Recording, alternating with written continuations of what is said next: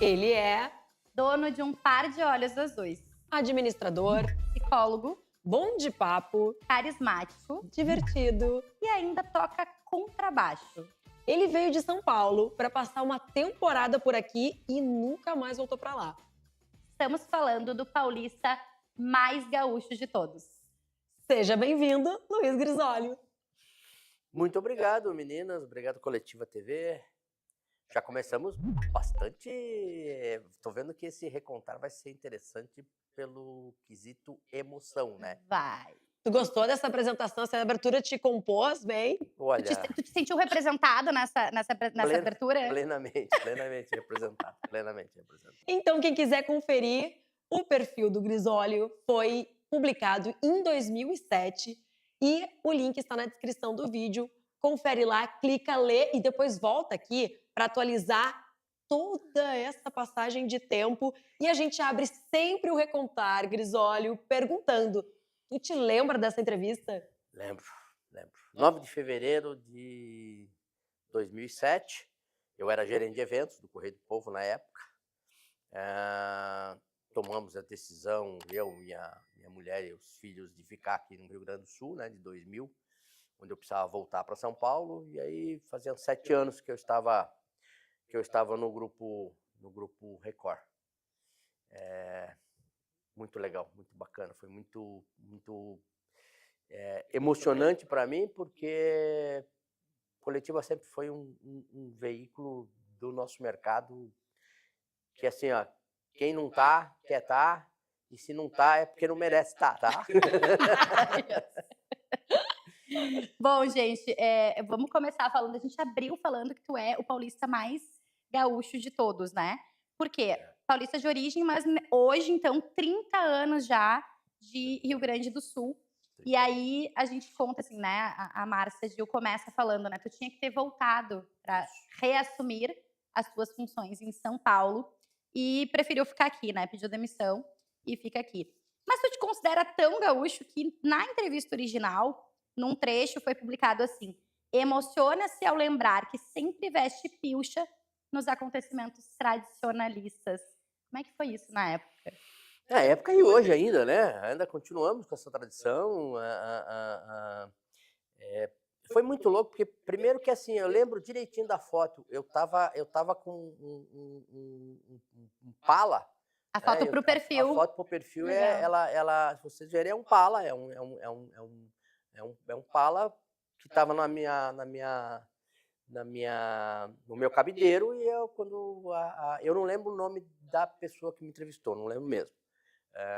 Mas, assim, eu coloquei o Pala e comecei a dar entrevista, porque realmente essa cidade me cativou de tal maneira, de tal jeito, que e a gente tinha acabado de fazer um projeto, começando em 2005, no Correio do Povo, que foi o do galpão crioulo lá do Correio do Povo. Foi um dos maiores galpões que tiveram naquele Parque da Harmonia. E a gente fiz amizade com o pessoal todo do MTG, e a gente acabou se envolvendo. Tenho carteirinha do MTG, tenho camisa do MTG, ganhei medalhas do MTG. A gente acabou se envolvendo e acabou criando esse amor, esse carinho por essa cidade, por esse estado maravilhoso. E nunca mais. Eu cheguei em 13 de maio de 1996, 13 de maio. Eu lembro que eu coloquei até na minha agenda, tem essa agenda até hoje, dizendo Dia da Libertação dos Escravos. E realmente foi quando a gente meio que me libertei de São Paulo. Adoro São Paulo, sou fã de São Paulo, para visitar agora. Minha família toda de lá, tudo. Mas a minha querência é aqui.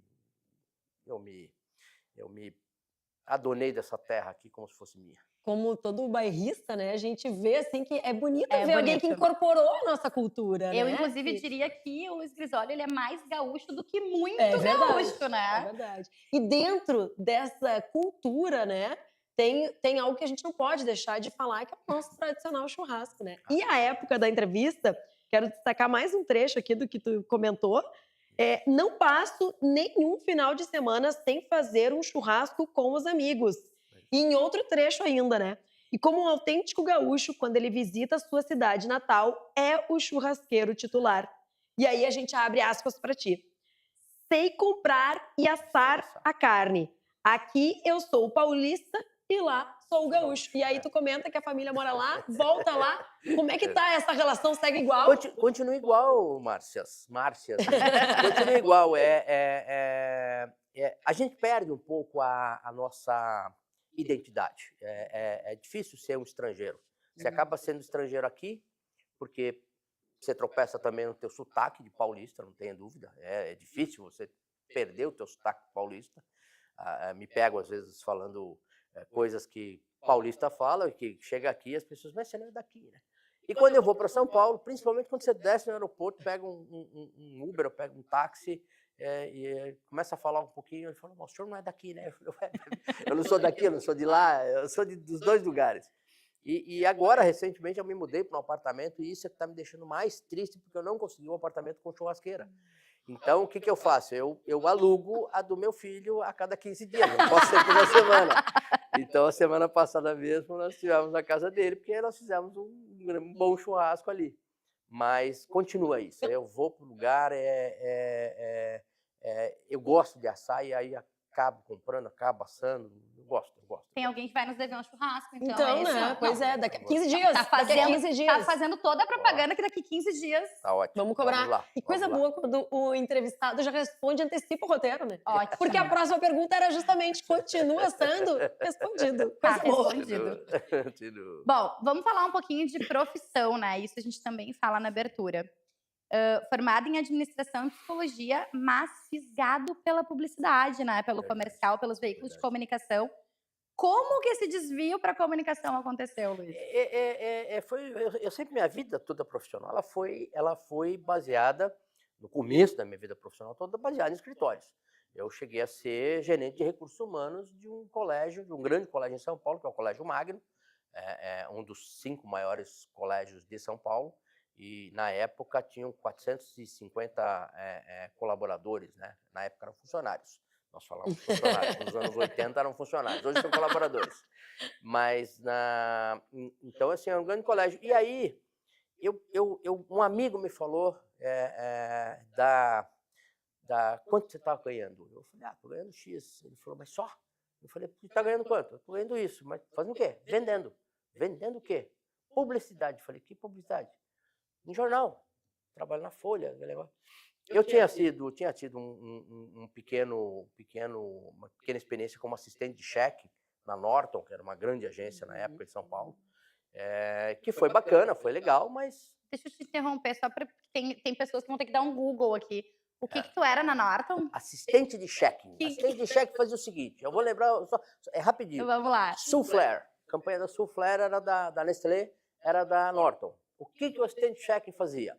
Rolavam-se os outdoors da cidade toda. O assistente de check ia lá, pegava uma câmera fotográfica que tinha um cubinho em cima, que muita gente não sabe o que era um flash, que tinha filme.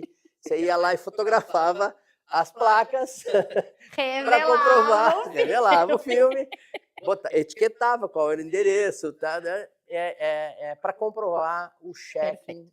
Ou quando saía o anúncio no jornal, você pegava, comprava todos os jornais e recortava aquele anúncio para fazer o anúncio de cheque. Ou ficava escutando o rádio, quando você gravava no REC, tinham 2 teclinhas chamadas Play REC, assim, você apertava junto assim, gravava, um negócio chamado gravador. Que na verdade é o que seria hoje o clipping. Exatamente. Né? Na nossa área, o clipping. Exatamente. Então, essa foi a minha pequena experiência. Mas aí eu recebia essa coisa de ir para a Folha de São Paulo, para o Classe Folha, que na época estava com 1,5 milhão de exemplares no domingo. E acabei falando, puxa, não é que o negócio é bom? E aí, para me aprofundar mais ainda, eu acabei indo para o Grupo Cima, que aí era o grande representante de veículos de comunicação do Brasil.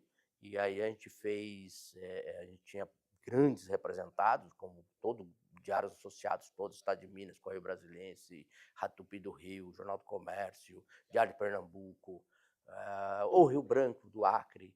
Então, assim, tinha tudo. Tinha os bons e tinha aqueles também que a gente tinha que andar um pouquinho para tentar vender também. Gastar a sala de sapato. Mas é interessante porque a administração, o curso de administração, ela fica no intermédio ali de há quem diga que é exatas, há quem diga que é humanas. É assim, ó, o que acontece? A administração é o seguinte, é para quem não sabia o que fazer. É que se eu falasse tinha isso, 18 anos. Podiam se ofender, mas eu é tinha isso aí. 18 anos. Eu acho que assim, o bom hoje, eu estava conversando com alguns amigos na semana passada, é que, poxa, a gurizada só bate cabeça se quiser hoje. Só vai fazer besteira se quiser hoje. Porque a quantidade de informações que você tem é fantástica. Então, na minha época lá, quando a gente... Estou falando isso aí em 78, 77, 78, 79. Quando a gente vai para a faculdade, ou você sabia exatamente, como eu tinha alguns amigos que querem engenharia mecânica, legal.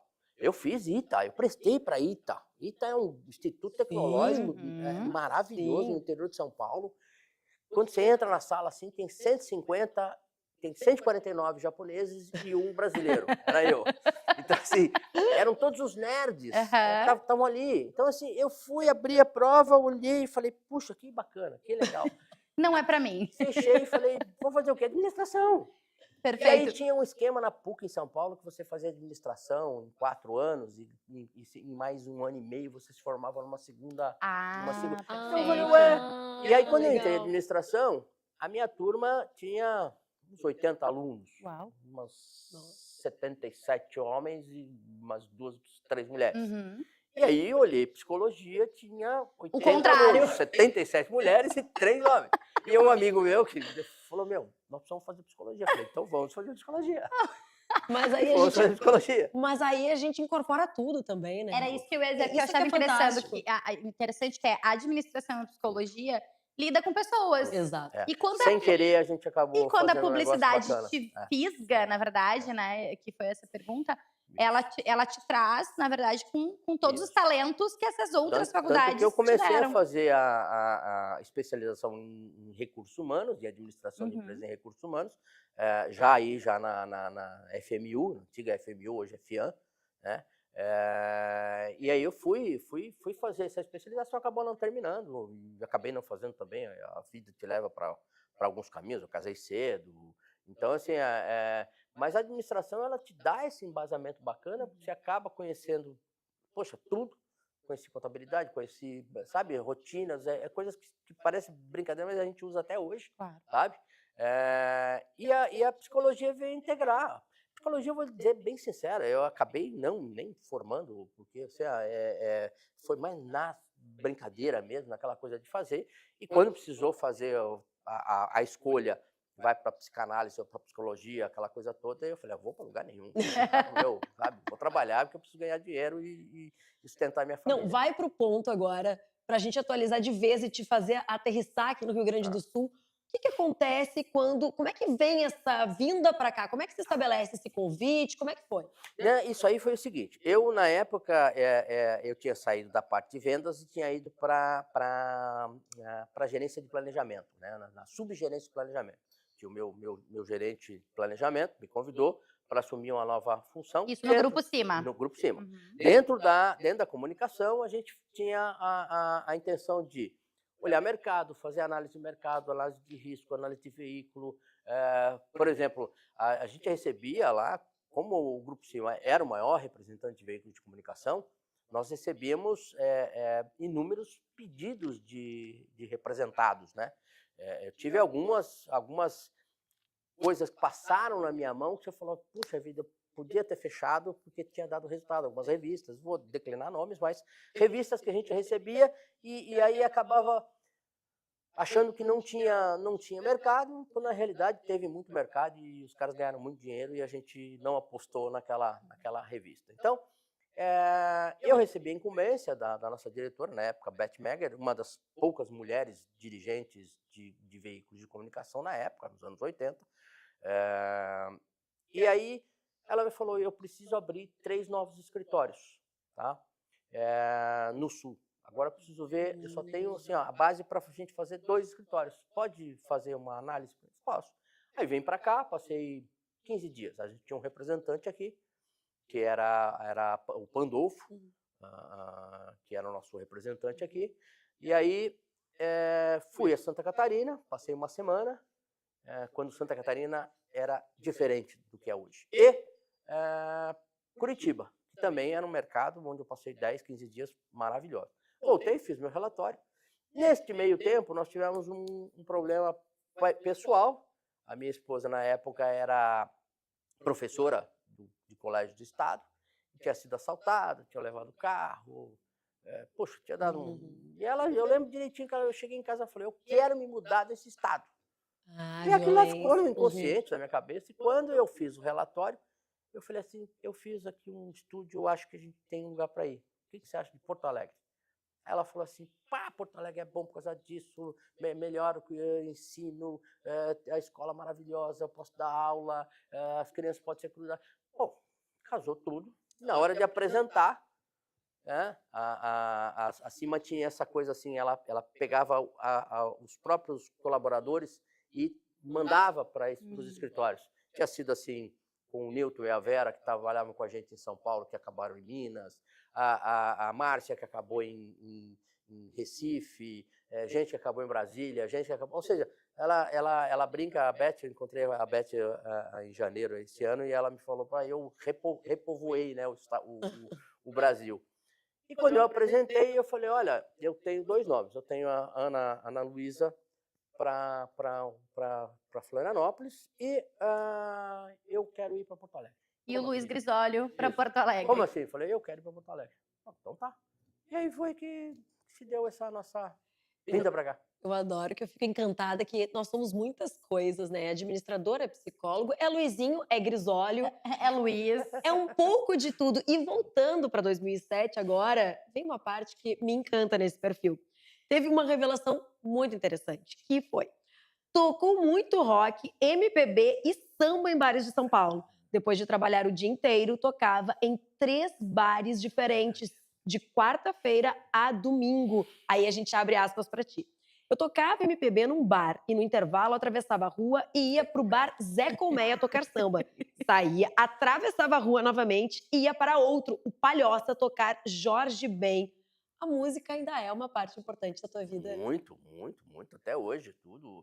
Eu retomei algumas coisas na música, comprei instrumentos, a gente retoma de vez em quando. É que nessa época eu queria viver de música. Só que volta aquele velho dilema. Na época, a gente está falando isso aí dos anos 70, final dos anos 70, até o final dos anos 80, se ganhava muito pouco em bar. Não dava para viver de música em bar. Você tinha que ter trabalho e à noite trabalhar em bar. E eu lembro, especificamente de Jorge Ben, eu tive uma época que eu tocava de quarta a domingo, Jorge Ben. E, gente, eu vou falar uma coisa, é maravilhoso Jorge Ben. Só que para quem toca Jorge Ben, chega uma hora, a variação harmônica, melódica do Jorge, ela não é tudo isso. Ela tem 4, 5 acordes ali. Ela é mais coisa simples. do banda, do Zé Pretinho chegou, e vai. Imagina você às 2 horas da manhã, né? De uma sexta para o sábado, em cima do contrabaixo. Para! Já tocando desde não- quarta, né? Animada! Eu não tomava anabolizantes, essas coisas todas, né? E então, assim, não tinha Red Bull na época. essas Guaraná coisas. Red Bull, vou dar cerebral, conta de pra você. repente, não. Nada. Então, Tá. assim, era o conhaque, era a cerveja, e só que chega uma hora que o cansaço bate. Então, na época, na banda, que era o Grupo Nascente, que a gente tocava, e o Ronaldo Bastos, não é o Reinaldo Bastos, não é o irmão do Ronaldo Bastos, nós tocávamos num bar e um grupo de japoneses viu e nos convidou para ir para o Japão. De todos nós, o grupo não foi e o vocalista foi. Passou lá quase 1 ano lá no Japão, voltou bem, comprou casa, comprou tudo, mas nós não tínhamos essa opção de largar tudo e ir. Então aí a música virou hobby. Até hoje a gente participa de algumas coisinhas junto do cenário. O Chico Isidro é um grande amigo. A gente faz algumas coisas na música. Eu estou tentando agora uma entrevista com uma das bandas de rock mais longevas no nosso Brasil, que é a Made in Brasil, que é o Oswaldo Vecchione. consegui falar com ele segunda-feira agora, e ele falou que estava na estrada para a gente conversar agora na sexta-feira, para fazer uma entrevista sobre... Então eu gosto, eu dou uns pitaquinhos, mas a música é escutar, é tocar, tenho lá meus instrumentos, meu violão, mas legal. era... É mas tua era muito bom. parceira. E o Zé Colmeia era hilário, gente. Eu lembro até hoje, tinha um lugar que nós tocávamos, a gente tocava onde pagava, né? E aí nós tocávamos e nós entramos assim para tocar na beira da represa Billy. E nós entramos no palco. O palco tinha sabe essas gaiolas, essas redes de galinheiro, esses aramezinhos, luz, assim, todo em volta de toda Aí começamos a perguntar o que eu... Não, nada, a gente coloca aí porque é estética. Não. Aí lá para as 2, 3 horas da manhã a gente percebeu que saiu umas briguinhas e voavam umas garrafas em direção à banda. Perfeito. E para a banda não ser atingida com cacos e negócio de cerveja, havia Os famosos lugares insalubres. Assim como no Rio de Janeiro, tem uma placa muito legal num dos cafés lá do Rio que a gente teve a oportunidade, que é não atire nos músicos. E se tem placa, tem história. Isso, exatamente, é isso aí. Aí assim, ó, bom, se tá aqui é porque alguma coisa... E foi preservada, porque era dos anos 80, né? Então alguma coisa tem. Então tem essas coisas. E mais uma vez... A música do Milton diz bem, né? Eu nos bares da vida, troca de pão, é isso aí. Mais uma vez, ele me ganha, porque quando ele começou a falar, eu pensei assim, vou pedir para ele contar uma história curiosa. Aí, satisfeito. Não, e vamos deixar claro, inclusive, que ele não sabe, ele não sabe do roteiro. É verdade. Ele sequer relembrou, ele sequer foi ler o perfil perfil original. Luizinho, quando dá a entrevista original, então... Falei que a emoção bate, gente? É claro, não é fácil. Mas então agora espere pela próxima. Boas. Então já te prepara para essa emoção. Quando se falou em família, tu admitiu que os primeiros 6 meses de adaptação aqui foram bem difíceis. Muito. E tu já era pai de 3. O Leandro, o Caio e a Débora. E, inclusive, uma curiosidade é que eles não te chamam de pai, né? Vocês têm uma outra relação de carinho. Conta pra gente como é essa relação, como está essa relação paterna, hoje pai de 3 adultos, né? 3 adultos, casados, bem encaminhados, graças a Deus. Nenhum seguiu a minha profissão, graças a Deus. Todos eles são personal training, hostess de hotel. O Leandro é a parte da TI, a parte do nerd. Assim, é bem difícil, foi bem difícil. Os primeiros 6 meses no Rio Grande do Sul pode ser ele é muito maravilhoso. Mas até você mostrar que você veio para ajudar, porque senão ele é bastante duro contigo. Os 6 primeiros meses foram bem duros, porque é exatamente isso. O que eu estou fazendo aqui? O que eu vim fazer aqui? Por que eu escolhi aqui? Então, até uma maneira de se proteger. Depois que você pega a amizade, eu lembro do meu vizinho, que eu não falava com meu vizinho nos primeiros 6, 7, 8 meses, a gente não se falava. Depois, só me entregava a chave da casa, falou, tem carne lá no congelador, você sabe que eu vou ficar, não sei, uma semana lá na praia, se quiser, pode pegar. Fala, peraí, eu te conheci faz 6 meses, aí tu já me dá a chave de casa. Então... Mas só pra quem é gente boa, Eu né? ia dizer, só pra quem é tem que fazer esse carismático, corte. divertido, dono de um par de olhos de papo. Mas assim, foi muito bom. Eu fiz essa pergunta para meus filhos no final do ano passado, para saber se havia valido a pena, né? Porque às vezes a gente faz escolhas e vocês são mães, né? Vocês sabem bem, a gente faz muitas escolhas pelos nossos filhos. Agora, será que os nossos filhos querem que a gente faça essas escolhas? Então, você sempre fica com aquela dúvida, mas fiz bem? Vocês gostaram de ter vindo para cá? Foi legal? Não foi legal? Olha, unanimemente, todos, foi maravilhoso, todo mundo encontrou o amor da vida, todo mundo casou, todo mundo está feliz. Então, isso deixa a gente feliz, porque a gente conseguiu, com aquela coisa de dar uma melhor vida para eles, porque... Imagina, em São Paulo você tinha o seguinte, você tinha que ter gente para ir buscar na escola, voltar da escola, levar para, sei lá, vai fazer um inglês, tem que levar, ou seja, você tem que ter carro, você tem que ter uma estrutura em São Paulo muito grande. E é muito cara a estrutura de São Paulo. Aqui a gente consegue ter um pouquinho melhor e mais barato. Então, poxa, Quando meus filhos vieram para cá e um chegou, o Leandro chegou com 8 anos e o Caio chegou com 6 para 7. Eles escolheram jogar bola, fazer escolinha e botavam no lotação. Eu morava, quando a gente mudou, outra coisa que a gente não sabe, né, que você faz como é que é Porto Alegre?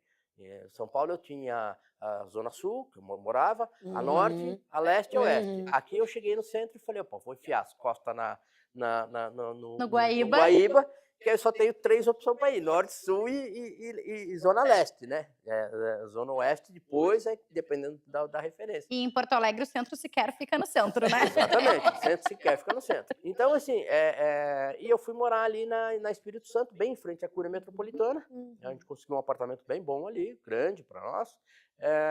Então, poxa, botava os guris ali na Borges de Medeiros, dentro de lotação, eles desciam na frente do Beira-Rio, porque o Beira-Rio ainda não era esse Beira-Rio que é hoje. O campo suplementar era ao lado do campo principal. E aí eles iam fazer escolinha ali, sabe? Puxa vida, a minha filha estudou na escolinha lá no Jardim do Alto da Bronze ali durante anos. E aí depois você vai conhecer as histórias do Alto da Bronze. Olha, tinha gangue, tinha briga, hoje eu não tenho mais nada, mas as pessoas falavam assim, mas toma cuidado que é muito violento Porto Alegre. Eu falei, meu violento é São Paulo. Sabe? É a mesma coisa falar pro carioca, toma cuidado para não ser assaltado. Para! Olha de onde eu vim. E como é que eles te chamam? Como Lu. Inclusive tem uma historinha bacana disso aí. Há uns meses atrás, eu recebo no meu celular, pai, troquei o número do meu celular, o Leandro. E preciso que você me faça... Aí eu peguei... Alô? Oi, Lê, tudo bem? Tu viu que teu telefone foi clonado? Pois é, já a segunda pessoa que me fala... Aí eu falei, sabe o que eu descobri? Porque você botou ali pai. Muito boa. Se pegar o meu celular agora, ontem eu falei com meu filho é meu preparador físico, é o meu personal trainer. Aí ontem ele falou, e aí, fez lá, conseguiu fazer lá os exercícios, não sei lá. Lu, bom dia. Ô, Lu, é Lu, não tem? É Lu e Sil, porque a gente, em casa, vocês têm criança, vocês sabem disso. Se a gente começar aquele negócio de pai, mãe, para falar com seu marido, com sua esposa, a criança pega o pai e a mãe. Só que em casa a gente nunca chamou. Eu não queria ser chamado de pai, a Silvana não queria ser chamada de mãe. Então ficou aquela coisa do Sil, Lu, e aí ficou. Então, tio, aí a minha filha chamava, a menorzinha, a temporão. Sil, Lu, e aí ficou Sil, Lu, e ficou. Então, assim, hoje é Lu. Se eles me chamam de pai, opa, tá com algum problema. Ou tem algum problema, ou clonaram o telefone.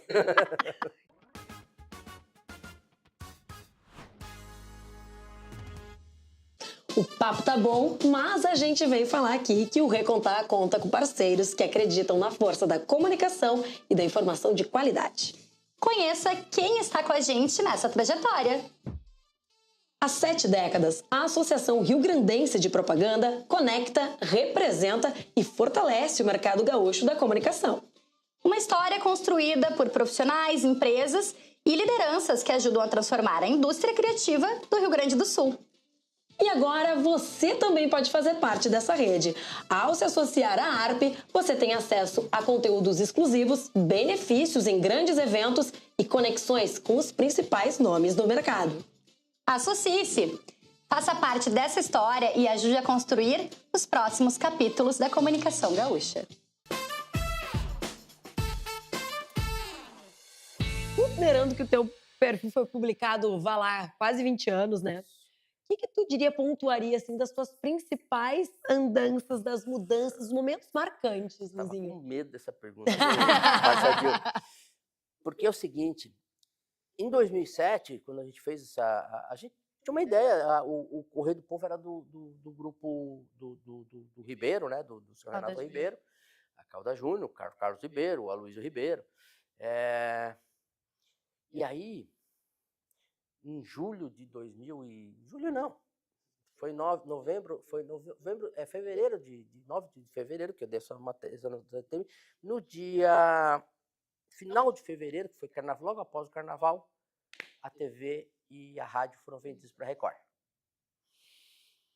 Bom, aí eu liguei para o Luiz Ribeiro, que era meu chefe na época, que era o diretor comercial do Correio do Povo, e eu falei, tá aí o Correio. Não, o Correio não vai, o Correio vai ficar com a gente, tarará. Bom, tá bom. Aí fica aquela coisa assim, eu lembro que a gente estava na Expo Direto, lá na Cotrijal, era no comecinho de março. E aí eu falei, bom, não vai ser vendida, pá, tô mais tranquilo. Por quê? Porque o João Miller, na época, um grande amigo, que é o diretor comercial hoje do Correio, na época era o diretor comercial da rádio. E eu estava no jornal. Não como diretor comercial, porque o diretor comercial era Luiz Ribeiro, então não tinha... eu lembro que até hoje que ele me perguntou, você sabe qual é a sua pretensão? Eu falei, a minha pretensão, Luiz Ribeiro, é que você vire presidente, porque aí eu consigo chegar a diretor, porque senão eu não vou conseguir subir na vida. E eu vi que o João Miller ficou muito preocupado, porque, peraí, gente, tá vindo uma empresa de São Paulo, que a gente não sabe como é que é, qual é a cabeça, o que os caras vão fazer. E eu falava pro Miller, eu falei, tá tranquilo, eu vou continuar do Jornal dos Ribeiro. Pô, tava no meio da Expo Direto, a Luiz me ligou e falou, vendemos o Correio também. Aí eu falei, e agora? E eu falei, o que eu faço? Ele falou, não faz nada. Só que atenção, gente. Aí em julho, quando fez essa mudança, como é que fica, como é que não fica? E eu, graças a Deus, fui guindado ali a gerente comercial. Resumindo, passagem, gerente comercial, eu passei para diretor de circulação. De diretor de circulação, a gente passou para diretor industrial. E eu terminei com a grande obra, que eu digo, uma das grandes obras com que a gente fez, foi virar o Correio do Povo todo colorido. Em outubro, dia 1º de outubro de 2010. Foi minha última realização também, porque aí, na sequência, já recebi um convite do Grupo Bandeirantes. Aqui eu queria fazer, então, esse parênteses, que eu conheço, então, o Luizinho já dessa época. Isso talvez tenha sido 2010? Por ali, né? 2010. E eu me lembro que eu liguei a gente recebeu, enfim, naquela época eu era repórter de coletiva.net, recebemos essa informação, e eu liguei para o Luizinho e disse, olha, estamos sabendo, então, que tem a informação de um projeto da Band, chamado Jornal Metro, e que tu vai ser o responsável lá pela área comercial. E eu lembro, assim, da risada do Luiz, assim, dizendo, mas como? Como você já tá sabendo? Mas ele estava feliz porque ele estava no coletiva.net. O amor pela Márcia Cristófilo já vem de muito tempo. Assim, eu tenho todos, ela sabe disso. Ela mandava para mim as revistas Tendência. É verdade. Mandava um cartãozinho personalizado. Meus filhos, olha, tomara que você leia, é bacana, a edição tá legal. Todos. Quando virou digital, essas coisas todas, me deu uma dor no coração. Eu não vou ter mais os cartões. Eu tenho guardado. Olha, eu mudei agora, os bilhetinhos estão comigo, são as coisas que a gente acompanha. Mas foi muito legal, porque aí ninguém sabia, sabe? Ninguém sabia que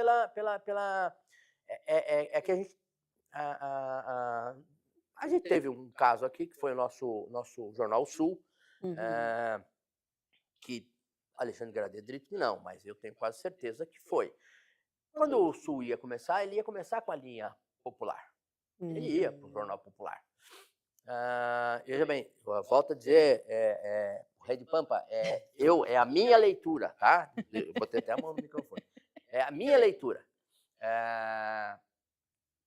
E assim, eu tenho certeza que houve, até porque eles tinham tirado da gente o Ricardo Madaleno para ser diretor industrial deles lá, e era o meu gerente industrial lá no Correio do Povo. Senti bastante, que era um grande profissional. Então, algumas coisinhas de bastidor a gente também sabia.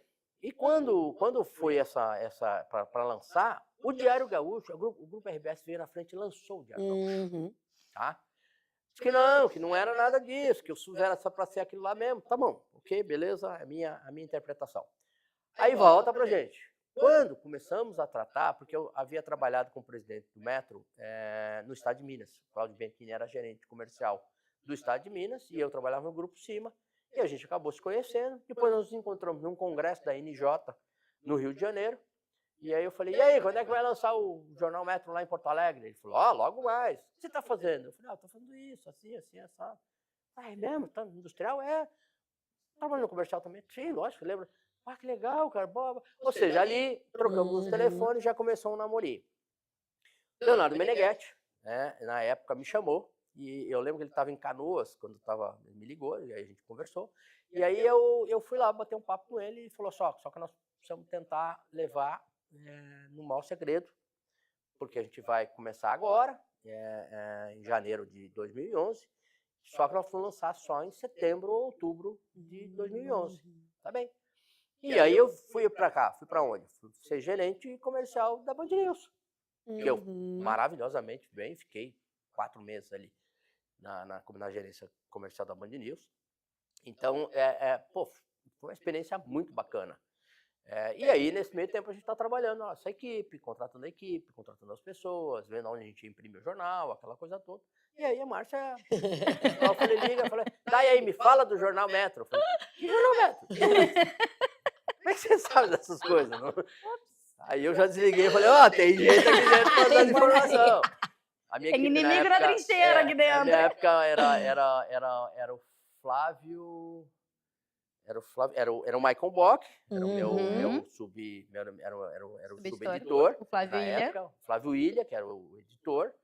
Aí nós tínhamos Valtinho Júnior, que fazia parte de esporte, a Mônica Canes fazia parte de cultura. E o André Maravilhosa.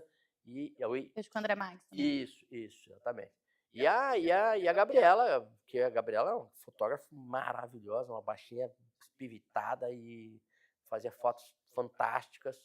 Então a gente montou essa equipe bacana, enxuta, e, poxa, olha, é difícil, é que nem filho, qual é o filho mais bonito? verdade. O Correio foi muito show, foi muito maravilhoso. Mas o Metro, gente, o Metro deu uma coisa assim que a gente podia fazer, que infelizmente a gente teve que acabar por causa da pandemia, porque aí acaba o jornal. Para quem não pegou o jornal, vai lá para trás, dá uma olhada lá. 2 vezes veículo do ano pela ARP. Verdade. 2012. Distribuição gratuita. 2013, distribuição gratuita, a gente tinha 40 mil exemplares impressos no Grupo Sino. Era muito legal. O grande diferencial é o seguinte, a gente montou um jornalismo muito bacana. A gente só tinha 4, 5 páginas locais. O jornal saía com 8 páginas, 12 páginas no máximo de editorial. Mas a diferença eram as ações promocionais, as ações de marketing. A gente não falava só com a mídia. A mídia adorava, só que a gente colocava na mesa de discussão criativo. O criativo falava, como é que é? Eu posso agora fazer um negócio dentro de um jornal? Pode. Posso botar algodão doce? Pode. Posso fazer? Pode. Aí como me falou lá, pai, eu queria entregar o jornal, tá chegando o 5G, eu quero entregar o jornal com velocidade. Eu falei, o que você quer? Os super-heróis rápidos? Botar as meninas ou meninos entregando de patins? Pô, de patins é legal, hein? Então vamos fazer de patins. Aí vai lá, né? O trabalho era muito louco, porque quando é que a gente vai arrumar entregador de jornal de patins? Numa escola de patinação. Aí você vai numa escola, fala, não, mas não, meu pessoal não pode.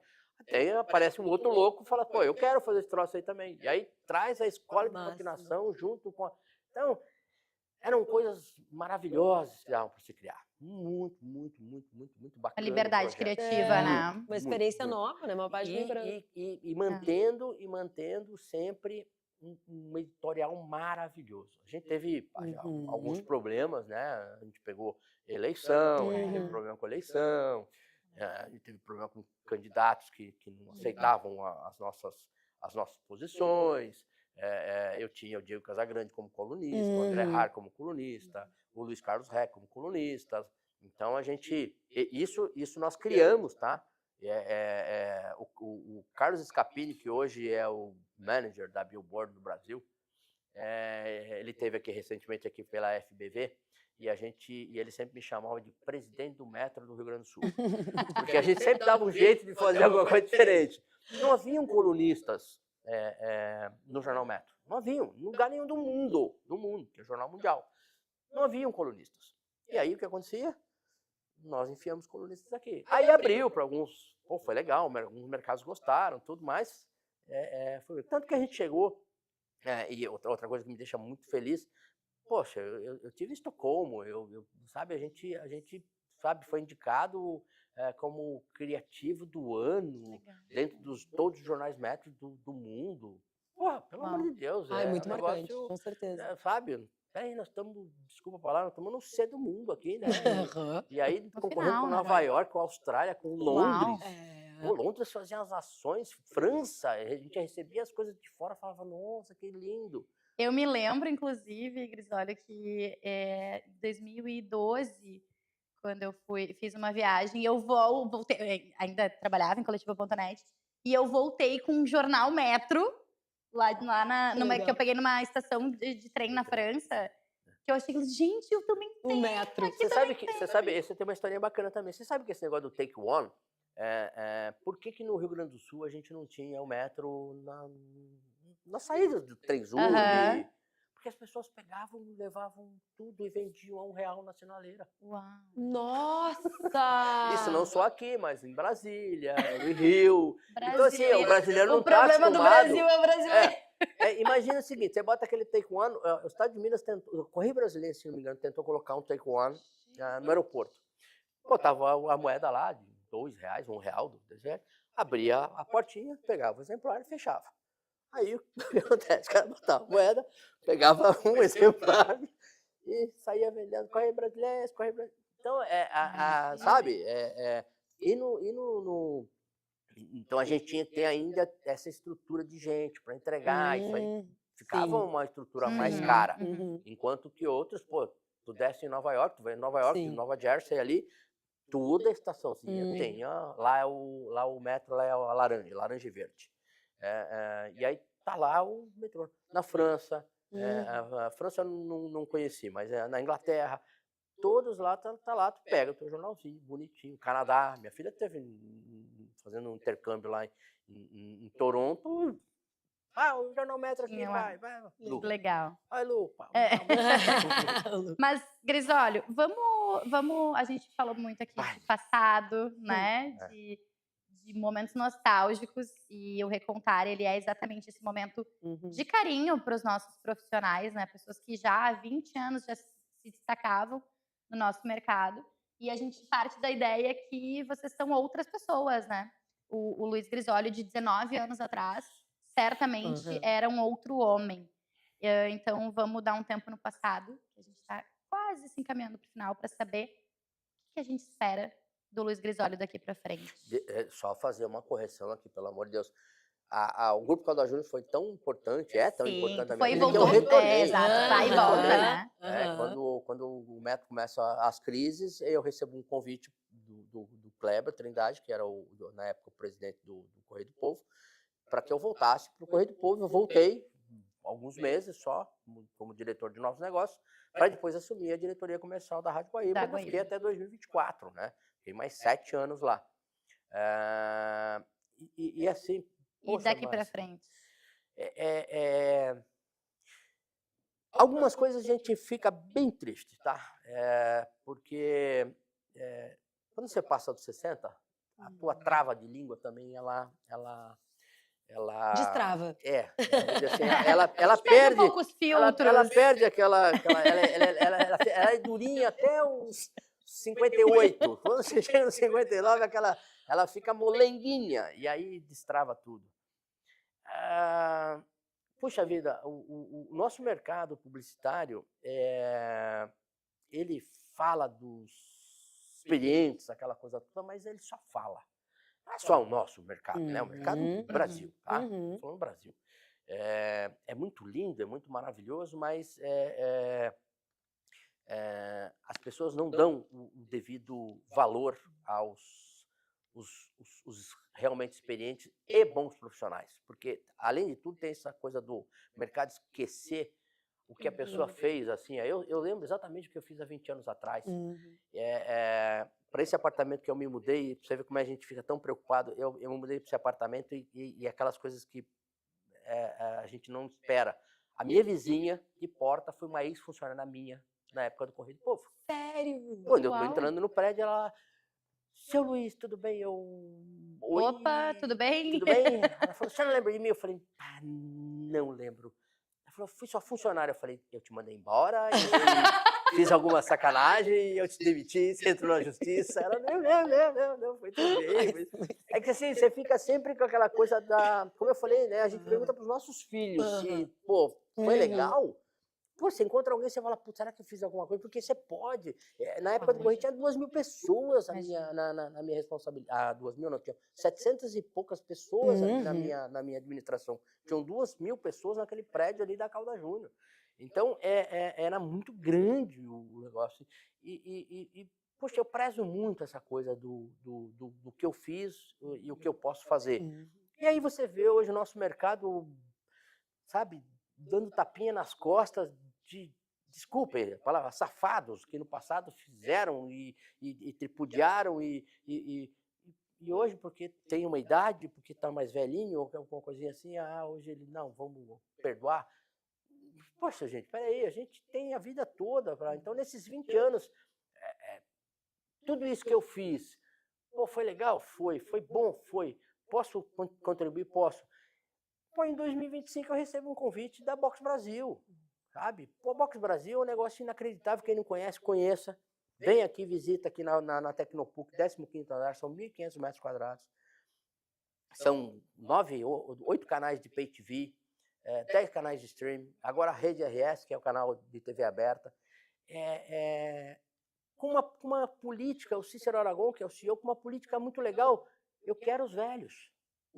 Então, assim, se a gente pegar ali a turma que está na linha de frente, e para mim isso tem sido bem legal, quando vocês começaram a conversar, foi, pô, o que isso aí para... Pô, nós temos uma pessoa que está aqui atrás das câmeras aqui, que é o Gui, que é um guri que, pô, tem idade do meu filho, aquela coisa toda, mas é um baita profissional e que, assim, a gente complementa, eu aprendo muito com eles, eles aprendem comigo e a gente faz essa troca. Pô, tem o Renato Martins, sabe, tem a Dani Salê, tem o eu, a Cris, então, assim, poxa vida, tem gente, sabe, muito bacana, experiente, que tava aí fora, tava acabado.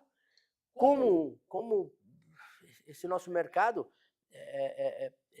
ele consome, a gente tem visto diariamente nas páginas de coletiva, você tem visto lá, fulano de tal foi mandado embora, fulano de tal saiu, fulano de tal foi afastado, fulano de tal não vai para a Copa. Sabe, poxa vida, gente, por que não mandar um dos maiores craques do microfone para a Copa do Mundo, sabendo que é a última Copa do Mundo do cara?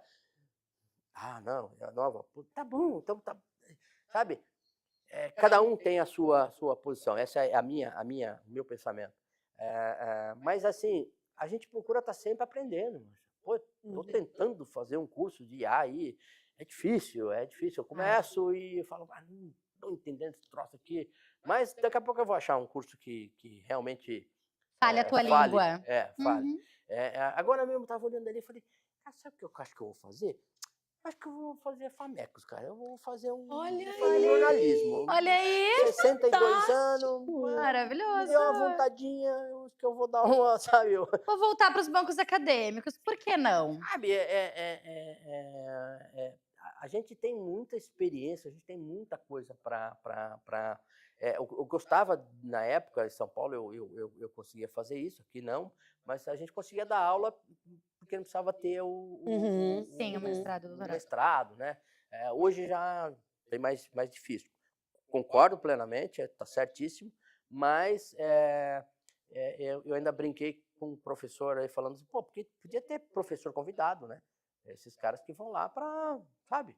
A gente quer transmitir alguma coisa que a gente aprendeu. Porque tem coisas que não mudam, gente. Tem coisas que, sabe? O comercial vai continuar sendo comercial, que é a minha vida, foi minha vida e continua sendo, mas continuar sendo comercial. Para vender, eu preciso fazer relacionamento.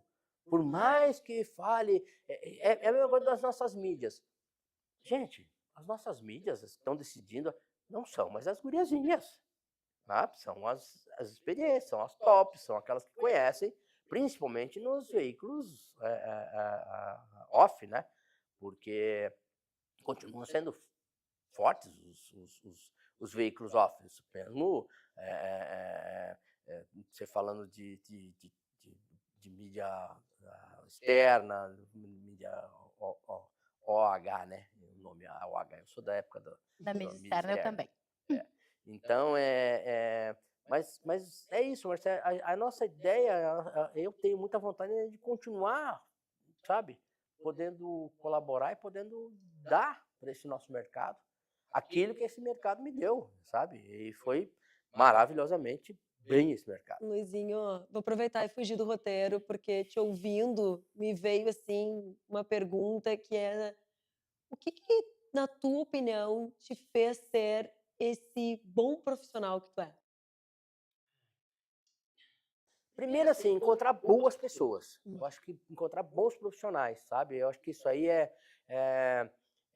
muito legal. E se você não consegue encontrar bons profissionais, ou não trabalha, ou não tem, vai nos lugares, vai numa rádio. Eu não sei como é que é a RBS. A RBS eu não sei, eu não conheço tudo da RBS. Mas se você for numa Pampa, se você for numa Record, se você for numa Calda Júnior, se você for no Jornal do Comércio, que inclusive está vindo aqui para cá agora na Tecnopuc também, tenho certeza que eles vão te abrir as portas, ao Jovem Pan, Grupo Massa, eles vão abrir as portas para que você conheça, converse. Sabe, às vezes eu lembro uma vez um rapaz que eu encontrei na rua, e eu estava conversando com ele, frentista do posto de gasolina ali dali. Não vou fazer propaganda não, vocês não merecem, vocês trocaram meu óleo. Comercial é maravilhoso. só se pagar. Vocês não merecem, pagar, vocês trocaram o não tem óleo problema e não me deram desconto, então não vou falar o nome de vocês. Mas é um posto de gasolina perto do shopping Praia de Belo, pronto. Aí assim, ó, esse rapaz eu tava conversando, você faz o quê? Eu falei, eu trabalho na Bandeirantes, na época eu tava no metro, ali na Bandeirantes, ali. O senhor trabalha na Bandeirantes? O senhor conhece o Baldasso? Eu falei, conheço. Eu falei, será que eu conseguia conversar com o Baldasso? Eu falei, consegue, lógico. Sobe lá, tal hora, dia tal, assim. Aí ele foi lá. A Lu Maria, que até hoje, tá aqui na Bandeirantes, né? Essa mulher precisa de uma estátua. É a melhor pessoa de recepção que existe em todos os lugares que eu conheci, pelo seguinte: tu pode entrar lá acabado, a Lu Maria vai te levantar a bola e sorrir, e ela acabou de ter um problema, acabou de estar, ela pessoalmente, Lu, te amo. E assim, a Lu chegou lá, recebeu ele, me chamou, eu fui lá, peguei, levei ali no estúdio da Bandeirantes, nós estávamos lá no morro Santo Antônio, né? Aí levei lá nos donos da bola, eles estavam nos donos da bola, Leonardo Meneghetti apresentava, né? Deu um intervalo, chamei o Baldasso, mas esse rapaz chorava copiosamente. Então, assim, eu tive muita sorte, Márcia, de trabalhar numa emissora onde eu conheci Milton Ferretti Jung, sabe? Que me ensinou muita coisa. Não de professorado, mas pelas ações, pelas coisas que ele fazia, pelas coisas que falava, pela chamada de atenção que ele dava no pessoal, quando errava, ele corrigia os textos ali, você imagina, ele lendo o correspondente Renner ali no ar, o melhor programa da Guaíba, e ele lendo ali e uma palavra errada, e ele corrigia ali o texto, acertava concordância, botava vírgula, tirava vírgula, botava ponto de exclamação, saía de lá e falava assim, quem foi? Você viu? Disse, senhor, desculpa. Acabou. Ele já ensinou. Então, eu conheci muita gente. Fernando Veronese, na parte de som, sonoplastia, de música, trilha sonora, me ensinou muito. Então, poxa, Telmo Flor, que é outro cara gênio dentro da comunicação ali Então, você vai conhecendo essas pessoas e sabe, Leonardo Meneghetti foi um cara, sabe, um diretor, um dirigente que sempre me chamou muito a atenção, sempre foi muito justo, muito correto, muito legal. Então, assim, é muita gente, e isso aí é uma soma das coisas, né, Márcia? Isso aí vai... Então, assim, ó, procure aproximar-se, vá lá, sabe? Quieta mesmo, a gente gosta, sabe? A gente gosta. Isso é legal. Eu estava falando pro Gui aqui, quando eu cheguei aqui nesse estúdio, que, poxa, eu não lembrava, mas aí lembrei. o Junimir Machado da Silva era nosso comunicador lá e foi professor aqui da FAMEX muitos anos, né? De jornalismo. Pô, ele me convidou uma vez para um debate aqui, que na época era o vice-governador do estado, na época do Germano Rigoto, que foi presidente do Teatro São Pedro. Puxa, Antônio Hoffert. Antônio Hoffert. Quando eu entrei, eu falei, mas o Antônio Hoffert, Quem professor? sou eu? Aí ele falou, não, mas tranquilo. Tudo Eu falei, não, certo. tranquilo não, professor. Tranquilo O pra homem é um quem? intelectual. Eu vou debater com um cara desse. E no final, sabe, ficou uma coisa muito legal. A gente acabou criando aí um bom relacionamento durante alguns anos. Faz muito tempo que eu não o vejo. Mas assim, puxa, esse mercado me deu muita coisa por causa, principalmente, das pessoas que estavam nesse mercado. As agências de comunicação. Pô, um cara, quando eu cheguei aqui, a Upper estava no ar, o Gil Curtis era o cara, sabe? O Reinaldo Lopes, então, da Scala, era o cara. Meu, eu conheci esses caras foram humildes, desceram. Os guris da 10, Fabinho, Vitor, Saul Duque, toda aquela turma ali. Gente, o mercado que eu tinha vindo de São Paulo, a gente conhecia o Washington Oliveto, só que era muito difícil chegar perto do Washington Oliveto. Então a gente conhecia os caras hoje que hoje são CEOs, na minha época eram diretores, ou nem eram diretores ainda, estavam na mídia ainda, mas a gente conheceu. Mas era um mercado, sempre foi um mercado muito mais profissional, muito mais fechado. E aqui foi um mercado que soube criar, soube cuidar do nosso mercado. Por isso que eu fico muito triste hoje quando eu vejo que no passado pessoas fizeram algumas coisas erradas e hoje são, bonitinhos. Não, desculpa, não são bonitinhos. Lógico que eu perdoo, mas eu não enalteço. Mas tu ainda prefere a tua trajetória baseada, né, no teu caráter, né, nas tuas escolhas. A gente sabe que a gente está numa fase, Márcia, a gente está naquela... Na descendente. Assim, ó, isso aí é óbvio, gente. A não ser que eu me reinvente, eu invente um McDonald's novo na vida, que nem o Roy Kroc lá. Mas quem sabe, né? Quem sabe? Eu tô pensando em criar um negocinho chamado telefone celular, que ninguém inventou até hoje. Voltar no passado. Mas é exatamente isso. A gente está descendo, mas está descendo com dignidade. Excelente. Bom, vamos encerrar então. Puxa vida. Com a tua última frase. É uma pergunta que a gente vai, inclusive, a gente encerra todas as nossas conversas assim. São 19 anos desde aquela última versão, né? A primeira versão e aquela versão do Luiz Grisolio de 19 anos atrás. O que o Grisolio de 2026 diria para aquele de 2007?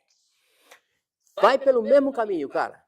Vai pelo mesmo caminho, tá certo, você vai bater cabeça, você vai errar, você vai... Mas, cara, continue, seja aquilo que você é hoje, tá? Mesmo jeitinho que você era, chegue do jeito que você é hoje. Eu, graças a Deus, eu não posso, sabe, reclamar de absolutamente nada nessa minha vida. Pode ser que seja aqui o último vídeo, pode ser que seja aquele abraço legal para vocês amanhã, né? Mas... para aquele carinha lá, e eu diria que aquele carinha de 1963, que nasceu em 63, falou, olha, quando você chegar em 2026, cara, com 62 anos, 63 anos, olha para trás, cara, você vai ver que, cara, só fez amigos, nem todo mundo gosta da gente, mas... eu tenho certeza, assim, que mesmo os inimigos falem, bom, pelo menos esse aqui foi um cara que eu fui inimigo, mas fui inimigo sendo um cara de caráter. Então, para aquele cara lá, Márcias, eu digo, continua a mesma coisa, cara. Faz o que tem que fazer, e cai de cabeça e vai em frente, você vai chegar lá e vai ficar feliz. O mais importante eu fiz, foi chegar para aqueles meus filhos lá atrás e perguntar, e aí? Valeu? Valeu. Se para eles valeu, para mim valeu, para o mercado valeu. E para vocês também, coletiva. Muito. E ainda vale. Vale. Vale muito. Vale. Para vocês que ficaram com a gente até aqui, muito obrigada pela sua companhia, pela sua paciência. A gente espera no próximo episódio. Tchau, tchau.